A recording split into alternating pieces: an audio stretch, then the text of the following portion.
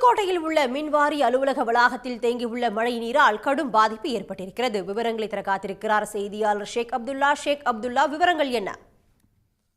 புதுக்கோட்டை மாநகர பகுதிகளில் இரண்டாவது நாளாக பரவலாக மழை பெய்தது. குறிப்பாக இன்று அதிகாலை முதல் கனமழை கொட்டி தீர்த்து வந்த நிலையில் தாழ்வான பல்வேறு பகுதிகளில் மழைநீரானது தேங்கி இருந்தது. குறிப்பாக புதுக்கோட்டை பழைய பேருந்து நிலையம் அருகேதான் இந்த மின்வாரிய அலுவலகம் உள்ளது. மின்வாரிய அலுவலக வளாகம் முழுவதும் மழைநீர் சூழ்ந்துள்ளதால அங்கு பணிக்கு வரக்கூடிய அலுவலர்கள், அதே போல மின் கட்டணத்தை செலுத்த வந்த பொதுமக்கள் என பலரும் பாதிக்கப்பட்டாங்க.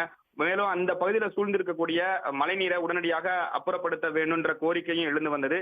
இந்நிலையில்தான் மாநகராட்சி ஊழியர்கள் தற்பொழுது தொடர்ச்சியாக அங்கு சூழ்ந்துள்ள மழைநீரை அப்புறப்படுத்தும் பணியில் தீவிரமாக ஈடுபட்டு வருகின்றனர். குறிப்பாக ஜேசிபி இயந்திரம் உள்ளிட்ட வாகனங்களை கொண்டு அங்கு சூழ்ந்துள்ள மழைநீரை அப்புறப்படுத்தும் பணியானது தீவிரமாக நடைபெற்று வருகிறது. மேலும் அங்கு மின்கட்டணம் செலுத்த வரும் பொதுமக்களுக்கு திமுகவை சேர்ந்த நிர்வாகிகள் மின்கட்டணத்தை செலுத்த உதவிக்கரமும் நீட்டி வருகின்றனர். தொடர்ச்சியாக தாழ்வான பகுதிகளில் சூழ்ந்துள்ள மழைநீரை மாநகராட்சி ஊழியர்கள் அப்புறப்படுத்தும் பணியை தீவிரமாக செய்து வரக்கூடிய நிலையில் தற்பொழுது மழையும் ஓய்ந்துள்ளது. அதனால் தாழ்வான சாலைகளிலும் குடியிருப்பு பகுதிகளிலும் சூழ்ந்துள்ள மழைநீர் வடிய தொடங்கியுள்ளது.